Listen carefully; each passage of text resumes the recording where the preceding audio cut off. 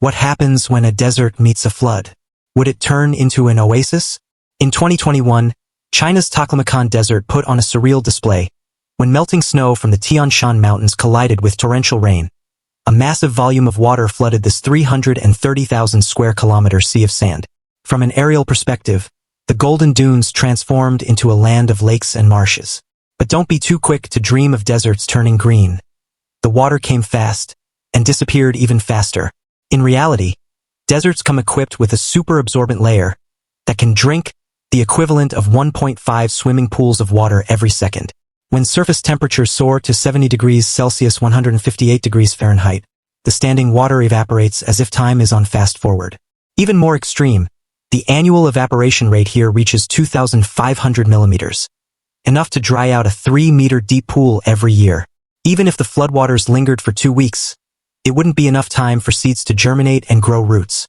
So even when deserts flood, all you might get are some short-lived algae, and when the moisture evaporates, even those become fuel for future sandstorms.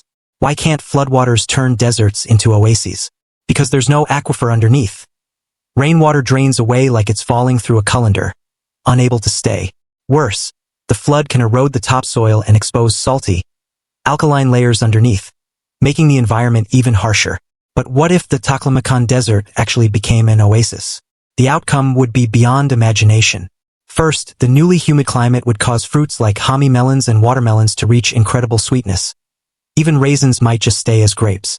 A 330,000 square kilometer green zone would be like creating a second Yunnan province, functioning as a giant humidifier.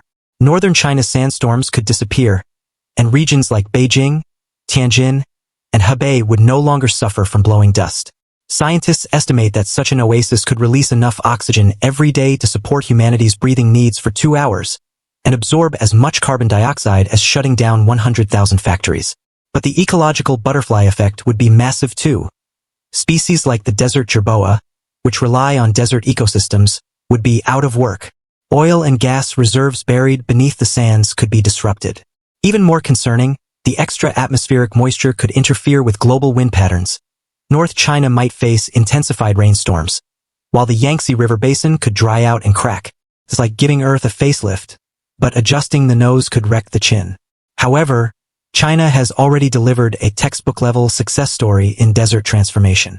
In the Muas Desert, Chinese researchers have grown a green corridor. This 42,200 square kilometer sandy region now boasts a vegetation coverage rate of 80%, the equivalent of turning 25 Beijings into forest. This wasn't magic.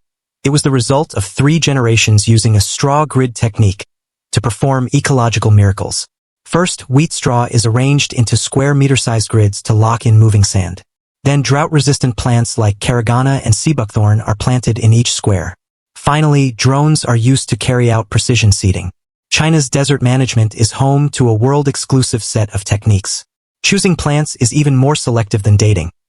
They must endure 60 degrees Celsius heat, survive -30 degrees Celsius winters, and collect dew on their own.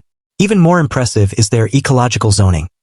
Tall trees are planted on high ground to block wind, shrubs in the middle to hold the sand, and moss on the surface to lock in moisture, creating a 3-tier defense system.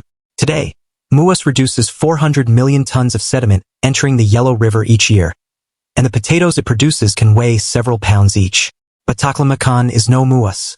It receives far less rain and suffers from extreme evaporation. Turning a desert into an oasis isn't a fairy tale. It's a complex ecological equation, one that can only be solved under very specific conditions.